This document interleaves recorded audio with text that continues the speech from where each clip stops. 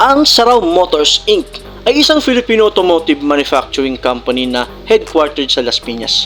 Ang kumpanya ay dalubhasa sa pagdidisenyo, pag-iinhinyero, pagmamanapaktura at pamamahagi ng jeepney. At ang pinakasikat na paraan ng pampublikong transportasyon sa bansa, nakilala bilang King of the Road. Ang Sarao Motors ay itinatag noong 1953 ni Leonardo Sarao, isang dating kalesa driver na naging mekaniko bilang isang maliit na automotive shop na may paunang budget na 700 pesos. At doon nag-umpisa ang Sarao. Alright, uumpisa na natin. Ang kumpanya ay lumago sa isang multi-million na korporasyon na gumawa ng karamihan ng mga jeepney sa Pilipinas. Sa kasagsagan nito, mga katsoy, ang ratio ng mga Sarao jeepney na gumugulong sa mga lansangan ng Maynila ay nalampasan ng iba pang mga tatak ng halos 7 sa isa, no? Na ginawa ang pangalan ng Sarao na kasing kahulugan ng sasakyan. Isinulong ni Sarao ang jeepney bilang simbolo ng kultura ng Pilipinas. At ang mga sasakyan nito ay kumakatawan sa bansa sa ilang mga kaganapan.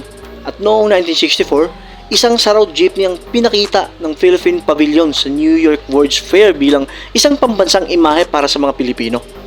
And way back 1971, isang Sarao jeepney ang bumiyahe mula Manila patungong London at sa buong Europa bilang bahagi ng London-Manila Express. Noong taong 2000, ang pagtaas ng mga gastos ay nagpilit sa Sarao Motors na ihinto ang produksyon ng jeepney na nagre-resulta sa pagbaba ng lakas ng trabaho nito mula 300 hanggang 50 na empleyado lamang.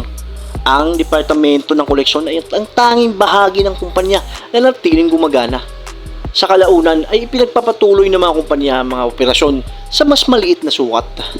Bukod sa jeepney, gumagawa din ang Sarao Motors ng custom-built owner type jeepney at iba pang uri ng sasakyan para sa mga paaralan, negosyo at iba pang institusyon, no? At trivia tayo guys, no? Noong 1981, sumakay si Pope John Paul II sa isang specially built owner type jeepney ni Sarao sa kanyang unang pagbisita sa bansa.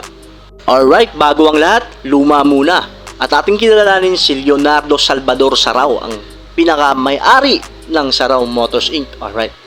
Si Leonardo Salvador Sarao, no, ay ang nagtatag at may-ari ng Sarao Motors, isang kumpanyang kilala sa pagdidisenyo, paggawa at pagbebenta ng jeepney. Ang pinakasikat na paraan ng transportasyon ng Pilipinas, hindi siya ang unang taong binago ng mga sobrang jeep na naiwan ng US Army mula sa World War II, no? Ngunit nakita niya mga ito bilang isang pagkakataon sa negosyo para sa mas transportasyon. Binago niya ang disenyo ng mga surplus na jeep upang madagdagan ang mga andar nito sa pamamagitan ng pagpapalawak ng katawan upang tumanggap ng hindi bababa sa 2 beses ang bilang ng mga pasahero at sa pamamagitan ng paglalagay ng ilang mga rehas sa likod at itaas para sa mga dagdag na pasahero na kumapit at para sa mga kargamento din siyempre.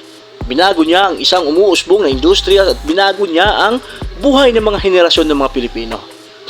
Si Leonardo Sarao ay ginawaran ng The Outstanding Filipino Award ng TOEFL, no, noong 1991 para sa entrepreneurship. Sinimulan niya ang Sarao Motors mula sa hiniram na 700 pesos. Biruin niyo yun guys, no? Bagamat grade 6 level lamang ang kanyang natamo dahil sa kahirapan. Si Boss Leonardo Sarao, idolo to guys. Yan, nagawa niyang palakihin ang kumpanya sa multi-million peso conglomerate. Kaya yan ang ating idol. Anak niya ngayon si Eduardo Sarao, no? So, mega love shoutout po sa Leonardo Sarao, ang pinaka-legit at OG ng Sarao Motors Inc. Alright. So hanggang dito lang po muna nagtatapos ang ating munting video at sana po nagustuhan niyo po ito. At huwag po sanang kalimutang i-like, share, and subscribe po ang ating munting channel ni page ni Choi. Have a good day. God bless. Salagu bang bang bang bang. Fuck